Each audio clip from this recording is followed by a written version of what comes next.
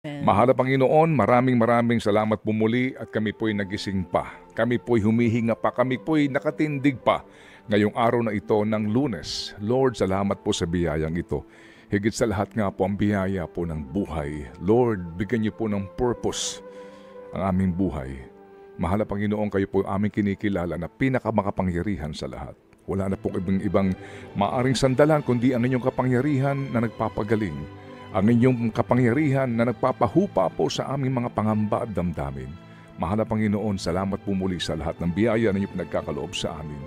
Ngayong araw na ito, muli kami dumudulog sa inyo na kami po inyong alagaan, lalo na ang mga nakatatanda, lalo na ang mga nangangamba sa kanilang kalusugan, ang mga may agam-agam. Lord, lahat ng ito mapapawi po ng dahil sa inyo at sa amin pong pagkilala at pananampalataya sa inyo. Alagaan po ninyo muli ang lahat ng mga uring manggagawa na ngayon po'y nagtatrabaho na, ang iba po'y patungo sa kanilang mga trabaho. Lord, biyayaan niyo po kaming lahat ng lakas ng pangangatawan na muli naming mapagtagumpayan ang buong linggo ito ng paggawa. Alagaan po ninyo ang lahat ng aming mga kasamahan sa aming himpilan at patubayan po ninyo ang aming muling pagmimisyon ngayong linggong ito. Mahal na Panginoon, muli kami dumudulog sa inyo para pa rin po sa aming inang bayan. Sa lahat po ng mga leader ng aming bayan, Lord, biyayaan niyo po sila ng talino at lakas din po ng loob at pangangatawan na kanilang mapagtagumpayan ang sinasabi nilang paglilingkod sa bayan. Lord, we pray para po kay Pope Francis. Nawa Panginoon, ang maging maayos po ang kanyang kalagayan. Lord, kayo na po ang bahala sa aming Santo Papa. At muli kami po'y dumudulog sa inyo na kami pagkalooban nyo ng kahinahunan na tanggapin ang mga bagay na hindi na po namin kayang baguhin. Lakas na loob na baguhin ang mga bagay na kaya pa po namin at ang karunungan na malaman ang pagkakaiba ng dalawa. And all of this we ask and we pray in Jesus' name. Amen. Ay hindi naman mamadaliin pero nga din po yung proseso po ay simulan din nang sa ganon matapos din sa takdang panahon na hindi naman pagkabagal-bagal, pagkatagal-tagal. Opo, para din matapos na itong kinakaharap niya. Kung guilty, guilty. Kung hindi, hindi. Dito po, hintayin natin muna 5 buwan. Opo, ang pinag-usapan po dito, mawalang galang lang ha. Opo, ang pinag-usapan po dito doon sa articles of impeachment, daan-daang milyong piso. So hindi natin sinasabi na guilty, pero magkaroon ka agad po ng paglilitis para natin malaman, hindi pala, wala palang basihan yung inyong complaint Wala pala kayong hawak na ebidensya, gawa-gawa lang pala yan Sa kabilang banda sandali lang, matibay palang ebidensya kasi po, may isang principal na taga Bicol Region. Ngayon, ipinakukulong na Sandigan Bayan ng 11 years dahil sa umano ay nangumisyon lang siya, nangulimbad lang siya, nagkupit lang siya ng magkano? 5,000 pesos.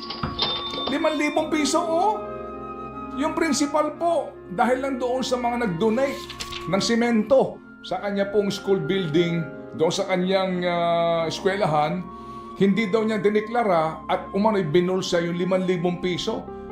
Hindi pa galing ito sa pera ng DepEd. Ito pa'y galing pa sa donasyon ng simento doon sa kanya pong eskwelahan. Abay sabi, Sandigan Bayan, kulong ka ng 11 years. Sa 5K, ano? Sa 5,000 pesos. 5K. Ito pinag-uusapan natin dito yung daan-daang milyong piso. So again, kung hindi po totoo, i-acquit nyo na yan. Pero kung totoo naman, abay i-convict nyo na. Hindi po ba? Sa anong paraan?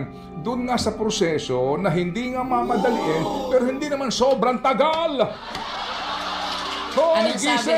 Ang ganda ng punto ni Senator Coco. Ang sabi niya kanina, mas maganda na may nagtatanong sa Korte Suprema, pinipigilan ng Senado. Kaysa sa, hoy, gising Senado, magtrabaho kayo. Kasi sa nangyayari ngayon, ang lagay, parang walang ginagawa ang Senado. Ano to, hayahay lang kayo dyan. Ayaw ng gano'n ni Senator Coco. Ang tanong, yung ba mga kasama niya, ayaw din ba yung posisyon niya? Mukhang hindi.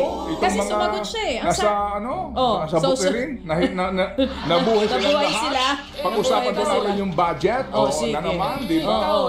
Sige. Sandali lang po, alas 9:44. Nung tayo nag-uusap, nung tinanong ko siya kung meron bang live na kidnapping case. Meaning, meron bang existing. May hawak ba mga kidnappers na biktima? Sabi niya naman, so far daw wala. So that's good news, no? Pero dito po sa sinasabi nga po ng balita na sa pagharap po nitong si Colonel Elmer Ragay sa palace briefing na meron daw pong nangyaring 32 kidnapping incidents last year at ang solution rate daw po ay 25%. Ito nga po ating dapat naklaruhin kasi marami-rami po itong 32 na kidnapping incidents. Habang yung sinasabi daw po for 2025, meron daw pong kaso din po ng 8 kidnapping cases at 5 ang nalutas. Mukha pong, di ba, nakababahala ito, lalo na po doon sa mga nasa hanay po ng ating mga negosyante na kadalasan din pong nagiging biktima ng ganito pong uri ng krimen. Ang mga kasagot daw po dito ay ang grupo nitong anti-kidnapping group. No, na ngayon po naman, mga kapatid, ay pansamantala daw po na-relieve pending result of the investigation kasi nga may mga question doon po sa nangyari nga sa kidnapping nitong bata na pinutulan po ng kanyang hinliliit para po maging proof of life at itong batang ito ay sinasabi daw pong pinakawalan ng mga kidnappers kahit na hindi daw po ito nagbayad ng ransom ang kanyang pamilya. Dinukot po ito kasi tinakbo ito ng driver niya Pebrero 20, pero siya po ay nakitang inabandona dyan po sa Parañaque noong Pebrero 26 at pinasabi nga daw po ng mga pulis na nag-rescue sa kanya na walang binayaran na ransom. Pero ang tanong nga, nasaan ang mga kidnappers nito? Ano talaga ang totoong pangyayari po dito? So abangan din po natin ang magiging resulta po ng mas malalim ang investigasyon ngayon na pinag-utos na mismo ni Secretary Junvic Remulla para po sa kaalaman ng lahat and most likely po kaalaman mismo ng ating Pangulo. React! Impeachment! Ayun na. Impeachment! Yan po ang ating pag-uusapan sa punto naman ng paano gaire na meron na pong liham ang Senate President sa mga senador at talagang sinasabi na iba ang kanyang pananaw sa usapin po ng forthwith provision po sa ating saligang batas at yung kanyang sinasabi na proposed schedule niya. Yun. Sabi ho naman na niya, ito ho'y kinakailangan na prubahan ng lupon ng mga senador. So sa kawalan po ng sesyon, ang kanila pong approval ho dito sa sinasabi niyang proposed schedule po para ho sa lahat ng paghahanda including the trial itself ay isasalang for plenary discussion and hopefully daw po approval sa June pa po ito sa pagsisimula po ng sesyon ng Kongreso. So tapos na po ang halalan. Para po sa lahat ng mga nag-aaral ng abogasya, maganda itong itong interpretasyon po ng iba't ibang mga abogado, pero kung pakikinggan mo yung dating Supreme Court Justice, yung dati din pong mga kasama sa mga bumuo ng saligang batas, yung pong ilang mga sinasabing constitutionalist, no? Iisa lang po ang kahulugan ng forthwith, di ba? Isa lang, forthwith. Kahit na i-google mo sa mga diksyonaryo, ano bang ibig sabihin? Immediately. Opo. Sabi nga ni agad-agad sa Tagalog. Senator Pimentel nung una, kara-karaka. Agad-agad. Boom, kara-karaka. Opo. Pero kakaiba ang definition dito ni Senator Chis Escudero na isa rin po namang abogado. No, ito interesting ito kasi dito po sa kanyang liham na mamaya po ibahagi din po ng ating pag-uusapan.